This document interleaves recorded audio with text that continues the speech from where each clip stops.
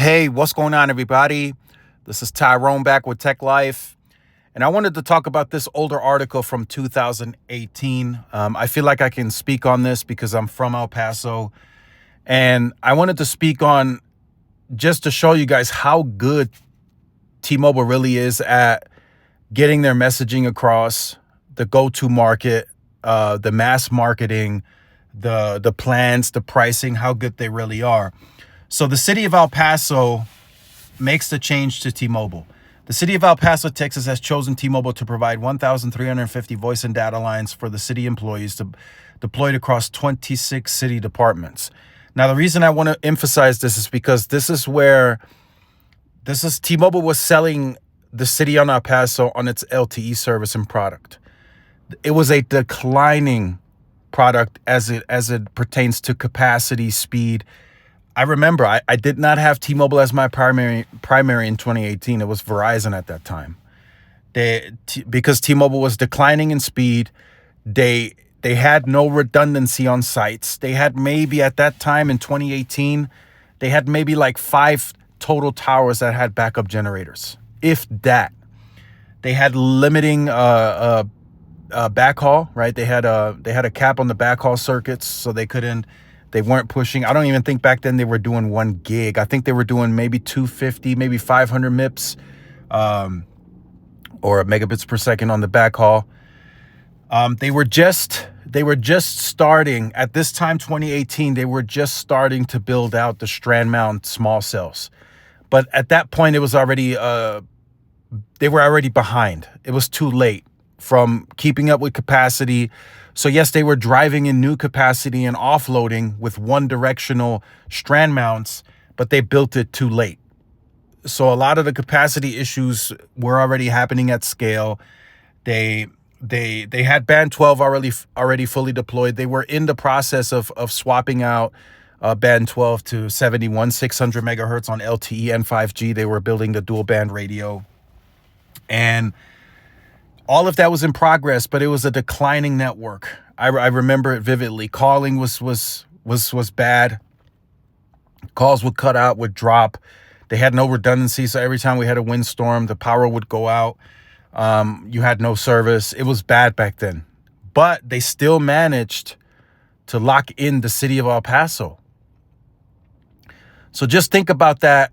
Now that T-Mobile is actually putting, like I say, 98, 99% of sites have backup generators.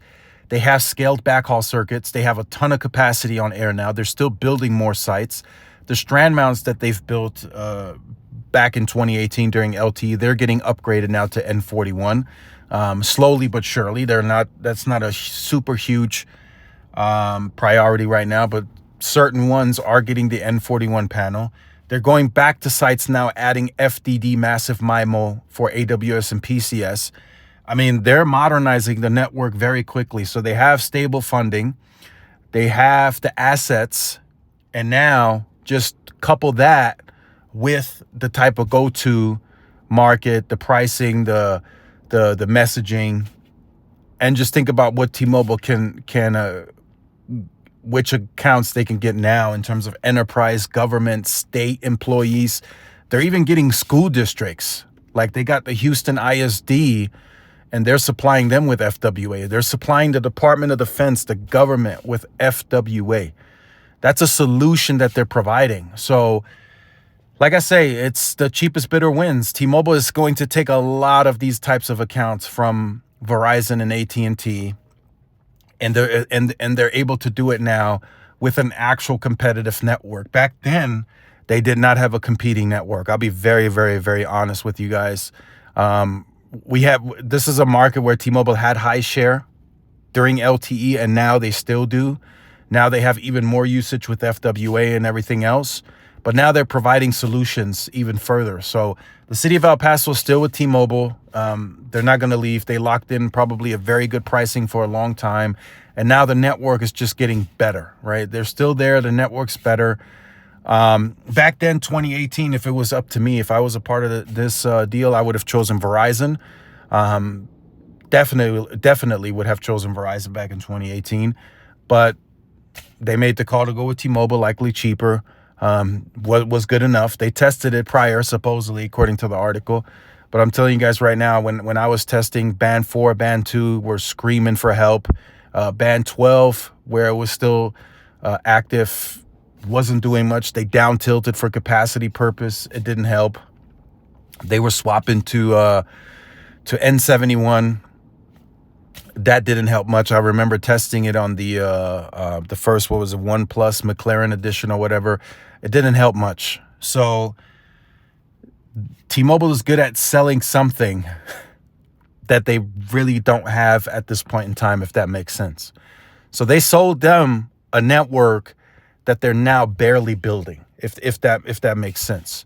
So it's a good and a bad thing, right? Now the network is here. They have arrived at that, challenger to champion, as they say. They still have a little bit more work to do, some tweaks to do, but the redundancy is being built.